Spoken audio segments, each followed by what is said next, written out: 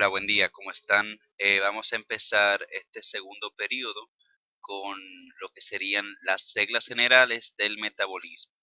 Esto es de su libro Start Taggart, este es el capítulo número 6 y vamos a dividirlo en dos videos que puedan ver en su casa, en el aula virtual. Entonces, antes de que empecemos, es bueno que recordemos algunos conceptos anteriores que hemos dado. Hablamos de lo que era el flujo de energía y este flujo de energía es unidireccional, va desde lo que en este caso nuestro planeta Tierra viene principalmente o exclusivamente del Sol.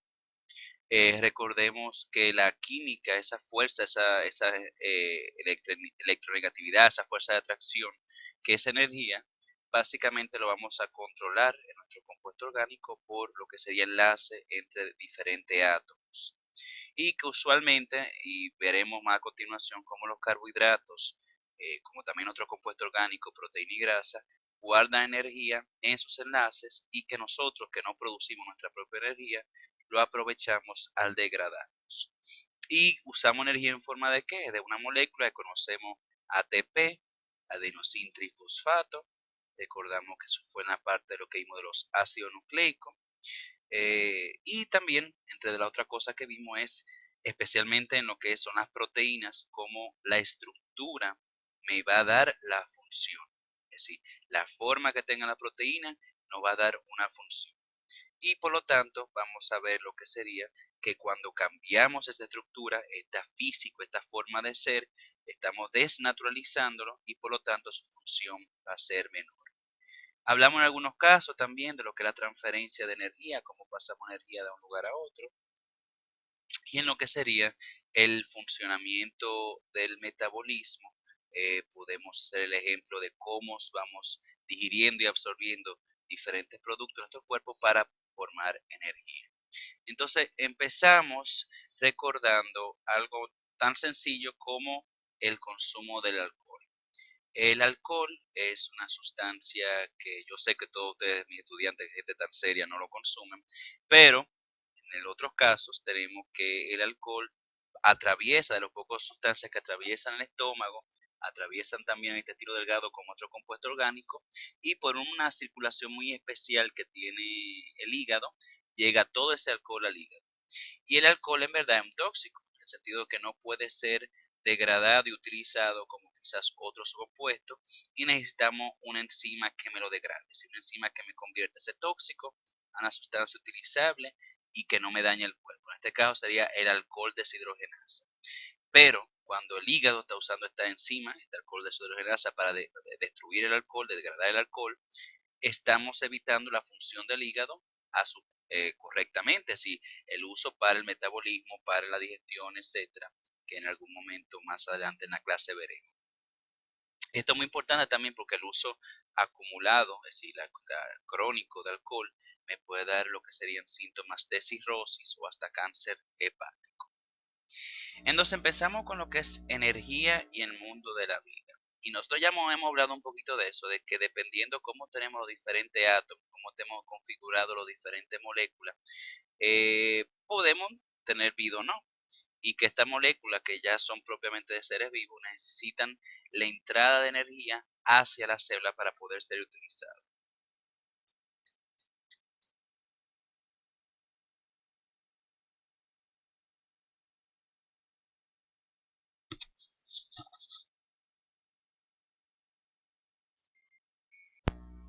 Entonces vamos a ver cómo esa entrada de energía se puede dar.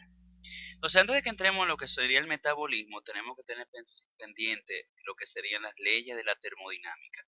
Y muy generalmente, si hay una de las cosas que usted no ha oído, que la energía no se crea ni se destruye, solamente puede ser transferida de una a otra.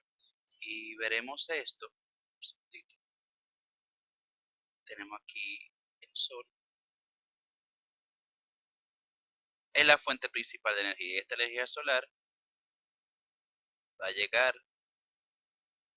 al planeta Tierra y vamos a tener una hojita, una planta, que va a aprovechar esa energía solar y va a formar lo que conocemos como una molécula de glucosa. Es decir, que utilizamos esta energía del sol para formar una energía química. Y una de las cosas que tenemos que ver es que toda esa energía lógicamente no se transforma en glucosa, sino que una parte se va a perder y lo sentimos en estos días tan lindos que tenemos en calor. ¿Okay? Entonces, esa es la primera ley de la termodinámica, que la energía no se crea ni se destruye, pero solamente puede ser transportada. Y después vamos a la segunda ley de la termodinámica, que nos habla de la entropía, y básicamente cómo la energía se dispersa. ¿Y cómo se va a dispersar la energía? De un lugar donde hay mucha energía, como decir mucha energía, pueden analizarlo también como el sol, mucha energía, mucha energía, mucha energía, y va a dispersarse a un lugar que tiene menos energía. Entonces, esta entropía se va a disminuir en los átomos cuando se crea una reacción. Es decir, cuando tenemos de repente un oxígeno de este lado, un oxígeno de otro, esto tiene más entropía, se va a dispersar la energía. Pero cuando estas se unen, lo verán mucho mejor en química, con enlaces y formamos lo que sería el oxígeno molecular, esta entropía se pausa. Ahora, una cosa muy importante, recuérdense que la energía siempre se va a dispersar, ¿sí? Por lo que el mecanismo de la entropía, de dispersación de energía. En los organismos vivos esa entropía va a darse a cabo. ¿Cuándo? Cuando ya el organismo finalmente muere. ¿Okay? Entonces, el movimiento es una forma de energía, que también puede ser una forma de energía. Podemos dar lo que sea energía mecánica cuando movemos algo. Cuando nosotros nos movemos, nos paramos, levantamos pesas, escribimos, estamos usando nuestros músculos. Esta es una forma de energía mecánica. Y aquí vemos lo que yo le comentaba. Si por ejemplo, un segundo aquí, fíjense, aquí tenemos mucha energía. Y en el tiempo esa energía se va a dispersar, tiende a dispersarse. Y usualmente lo veremos en forma del calor. Entonces, usualmente lo que podemos decir es que todo lo que es energía que tenemos en el universo siempre va disminuyendo. ¿Sí? Esa disminución lógicamente no de un tiro, muchos millones de años, pero esa energía se va transfiriendo y al transferirse la energía, como si se recuerdan, le hice el ejemplo, aquí, tenemos aquí el Sol, tiene un montón de energía que también recuerden que finalmente terminará en algún momento, no por ahora, pero en billones de años. Y esa energía se va a convertir, cuando llegue aquí el planeta Tierra, en otro tipo de energía. Pero al hacerlo, una parte de esa energía se convierte en calor. ¿Y qué pasa con eso, con el calor? Que el calor es un tipo de energía que no se utiliza, es muy difícil utilizar para hacer un trabajo. Entonces, por lo tanto, decimos que se pierde. Y en nuestro planeta, por lo menos el planeta Tierra, la energía va a fluir desde el Sol, después hacia los productores, es decir, las plantas, y por último nosotros los consumidores. Y ustedes pueden pensar, vamos a suponer un día que usted se levante muy rápido para ir para la universidad, que nada, no pudieron desayunar, no le dio tiempo en la clase porque no dieron break, y de repente ya son las 2:30, 1 de la tarde, perdón, y no han almorzado, no han comido nada, y se sienten con hambre. Y eso que es la forma del cuerpo de decir, hey, necesito energía. Lo que pasa es que la energía nosotros lo conseguimos por los alimentos. Y esto es muy interesante, y esto es lo que conocemos como conversión de energía. Usualmente, la mayor parte de lo que es la energía que se utiliza para hacer crecimiento, sí, para hacer un crecimiento, es mínima. La mayor parte se pierde en conversiones de energía. Y esto es muy interesante porque una de las razones, por ejemplo, cuando usted habla quizás con una persona que es vegetariana, quiero decir, ¿por qué vegetariano? Bueno, una religión, filosofía, bla, bla, bla. Pero una de las cosas que es un punto clave es que para yo conseguir esta vaquita que tenemos aquí, esta vaquita, por cada caloría,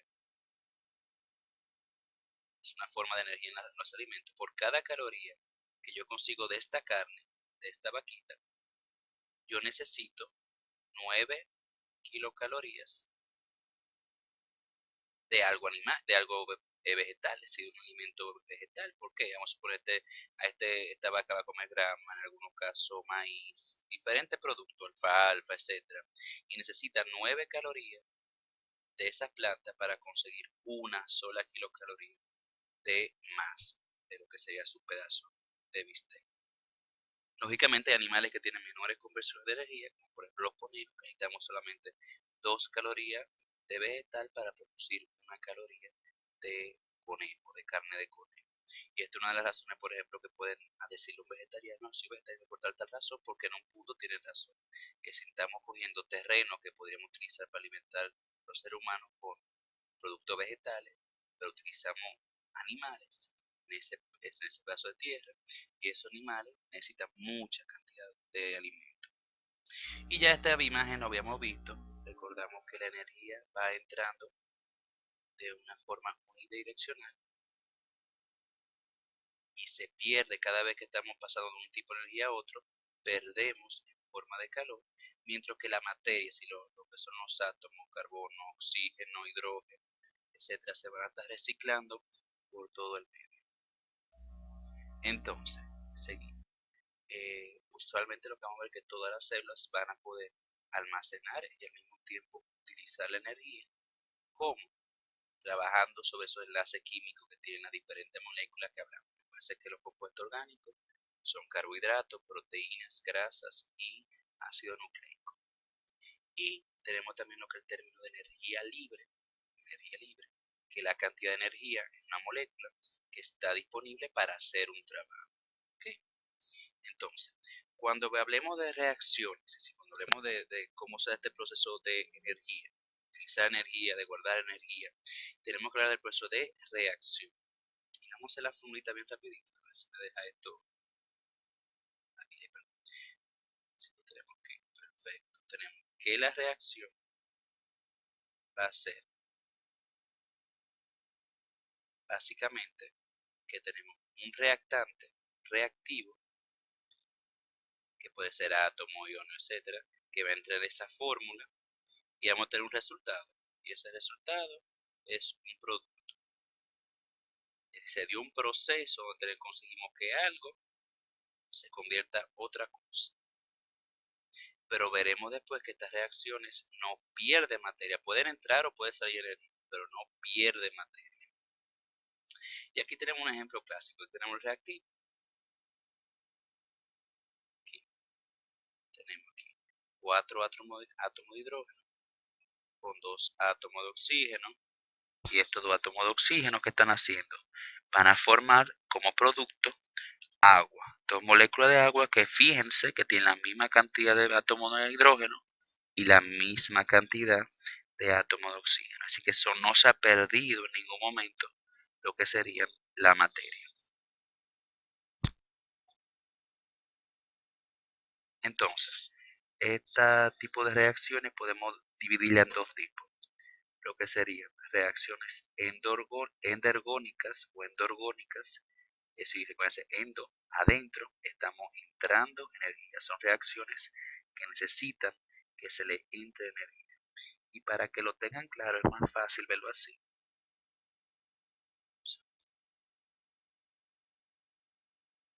Son reacciones en donde tenemos cosas más pequeñas, por ejemplo, glucosa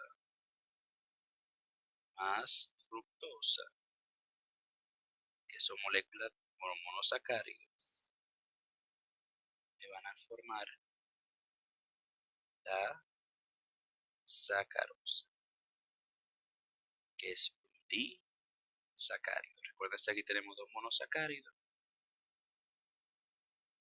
y una disacárido. Esta es una forma de reacción endorgónica porque tenemos que para formar una molécula más grande entra energía usualmente en forma de ATP. Ahora, vamos a hacer el mismo ejemplo. Tenemos aquí que las reacciones exorgónicas, es decir, exo de afuera, van a tener moléculas más grandes. Podemos decir un polímero, en este caso vamos a hacer un ejemplo, un disacárido. Podemos hacer el ejemplo de la lactosa,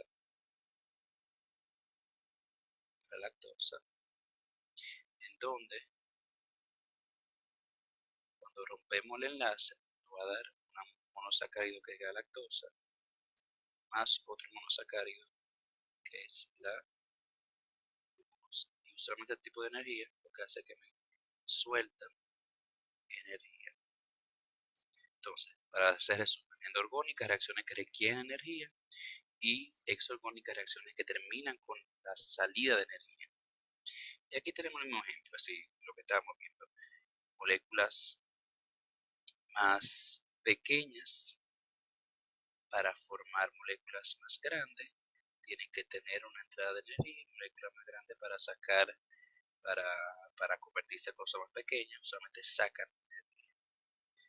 Aquí que tenemos estas dos moléculas de agua para volverlo a convertir en cosas más chiquitas. Necesitamos energía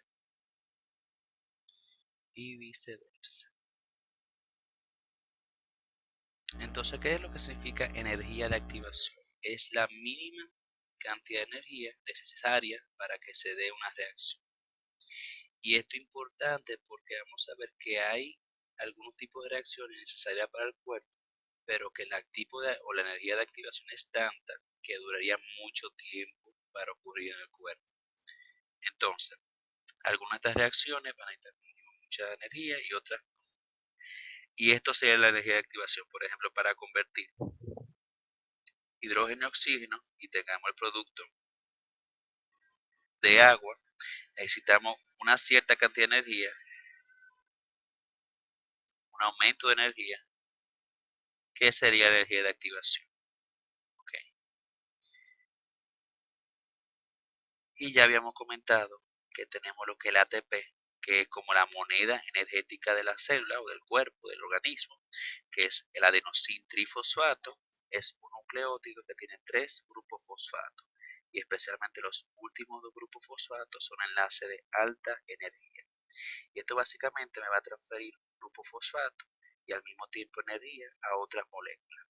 Entonces, cuando hablemos, usted oiga el proceso de fosforilación, el que tengo aquí, fosforilación, es cuando le estamos pegando o estamos transfiriendo un grupo fosfato a otra molécula. ¿Okay?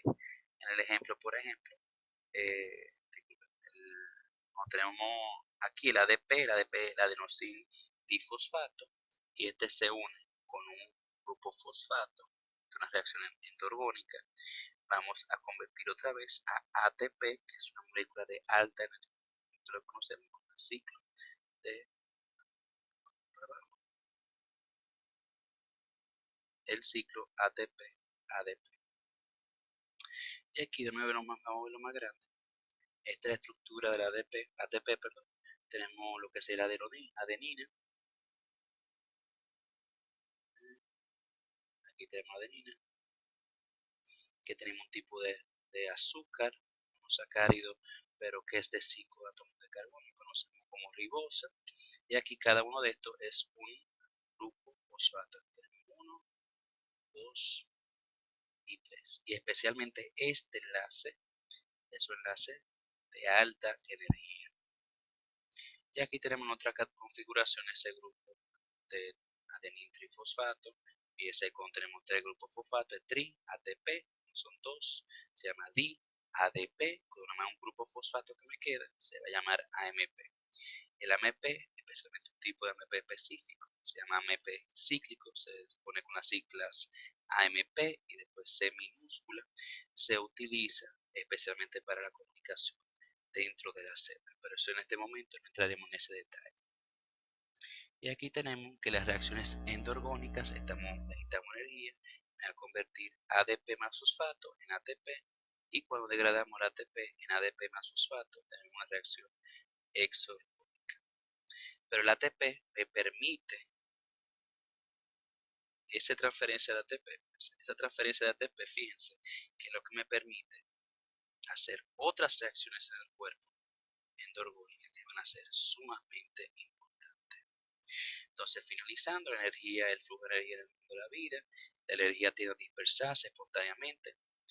Cada vez que la energía es transferida, alguna de estas se dispersa.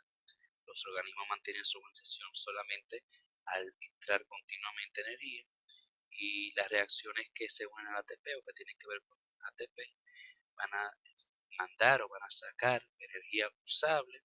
Es una energía que lógicamente son reacciones que necesitan energía. Entonces, ¿cómo funcionan las enzimas? Las enzimas primero tenemos que saber qué son. Son básicamente un catalizador, algo que me hace más rápido y también está ayudando. Un catalizador que va a hacer una reacción específica que ocurra mucho más rápido de lo normal. Y le voy a hacer un ejemplo, ustedes lo van a ver esto mucho después, pero tenemos que usualmente el CO2 en presencia de agua me va a dar un tipo de ácido que conocemos como ácido carbónico. Esto ocurre muy lento. Por ejemplo, para diferentes procesos normales en nuestro cuerpo necesitamos este ácido carbónico que se produzca rápido. Entonces, ¿qué tenemos? Tenemos una enzima que se llama anhidrasa carbónica. Y esta enzima permite que esta reacción ocurra mucho más rápido que lo que podría ocurrir normalmente.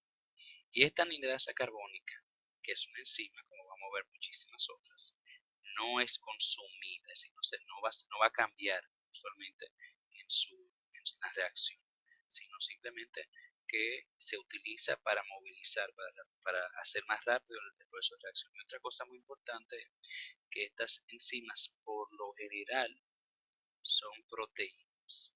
Por lo general son proteínas y por lo tanto si conocemos la estructura de la proteína, sabemos cómo se comportarán las enzimas.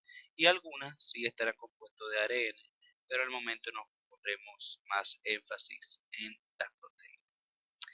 Y básicamente cuando hablamos de un sustrato, estamos hablando de el reactivo en donde una enzima va a actuar.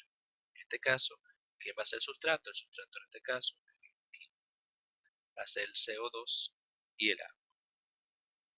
Y la enzima, ustedes se recuerdan que dije que había una energía de activación. Y vamos a suponer que vamos a ver un deponimiento que la energía de activación es esto, esta curva, como esta montañita de energía de activación.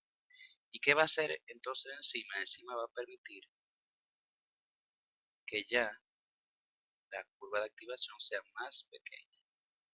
Y entonces, por lo tanto, necesitamos menos energía de activación. Y por lo tanto, la reacción puede ocurrir mucho más rápido. Y las enzimas, por lo general, analicen que sería como un lugar mucho más grande que los reactivos y productos. Tienen lo que conocemos como sitios activos.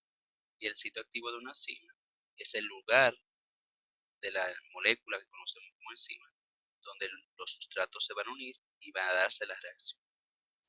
Usualmente son complementarios en su forma,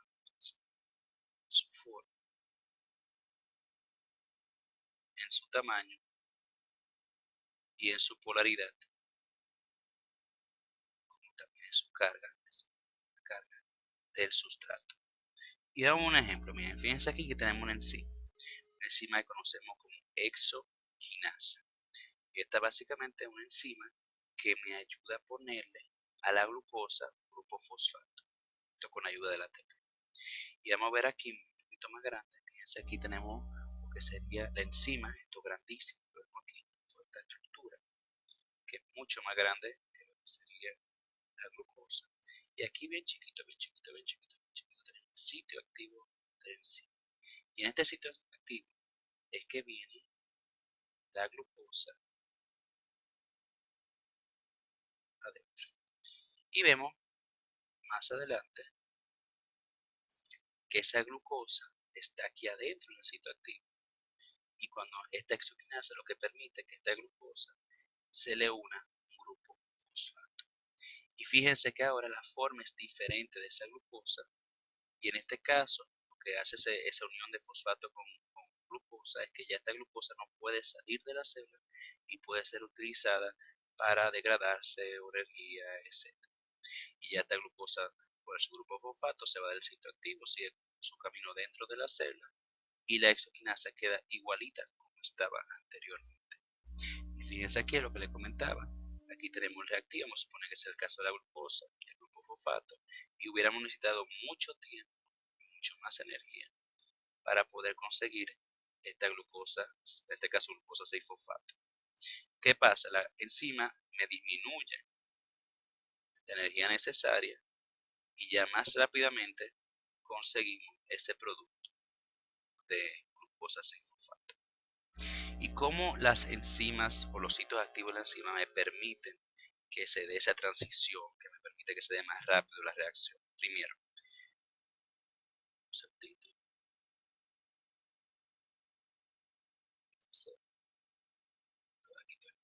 Primero, me ayudan a que dos sustratos se unan. Por ejemplo, que le había puesto el ejemplo de H2O y CO2.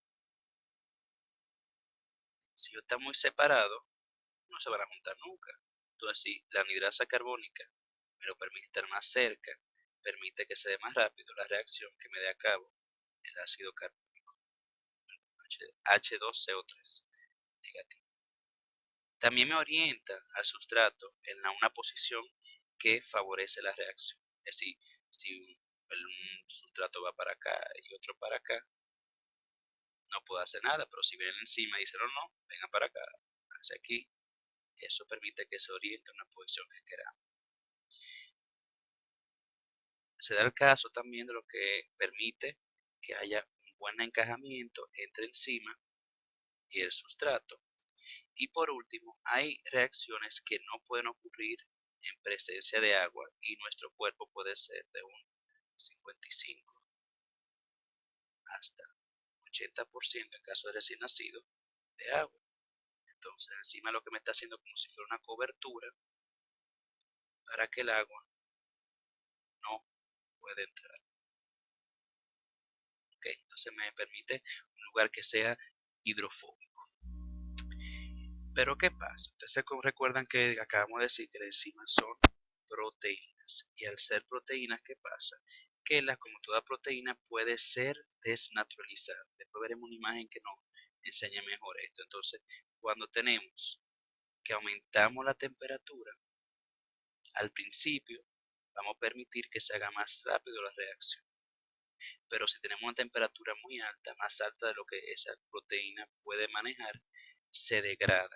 ¿Qué significa que se denaturaliza la enzima? Eso significa que perdió su estructura cuaternaria, terciaria y secundaria. ¿Qué me queda? Solamente la estructura primaria, y la estructura primaria es simplemente la unión de los diferentes aminoácidos en una cadena polipeptídica. Pero ya perdió su forma. Si su forma original era esta, que me permitía la reacción, y ahora es esto, ya no va a funcionar. También veremos que otra cosa me puede naturalizar la enzima, que es usualmente proteína, es el pH, la acidez. Usualmente, con algunas excepciones, todos los enzimas trabajan mejor en un pH entre 6 y 8, así, desde ligeramente ácido, neutro, hasta finalmente ligeramente alcalino. Vamos a tener una excepción, vamos a ver una enzima en el estómago que se llama pepsina, y esa enzima trabaja mejor en un pH, y usted se puede imaginar si estamos en el estómago que tiene mucho ácido clorhídrico, que sería muy ácido, entre 1 y 3 pH. Y por último, los niveles de sal me pueden afectar los puentes de hidrógeno, los puentes de hidrógeno, un hidrógeno unido a una molécula, un átomo muy electronegativo, y se pierde al perder los átomos, los puentes de hidrógeno, su estructuras secundarias que están relacionadas con estos. Y aquí simplemente ver algunos ejemplos. Aquí tenemos la imagen. Fíjense, aquí tenemos todo esto son enzimas. Esta pepsina es una enzima que me degrada proteína en el estómago. Y fíjense que su pH óptimo es de 1 a 3. Y después de 3, ¿qué pasa? Ya su efectividad empieza a disminuir. Pero podemos tener el ejemplo de otra enzima proteolítica, esta que se encuentra en el intestino delgado. Y el intestino delgado tiende a ser más alcalino, más base, pH de 8. Y fíjense que empieza a funcionar mejor ¿dónde? Cuando su pH está ligeramente de neutro hasta ligeramente alcalino. Cuando está más ácido de esto, su función disminuye. Cuando está más básico de esto, su disfunción disminuye. Es decir, se desnaturaliza.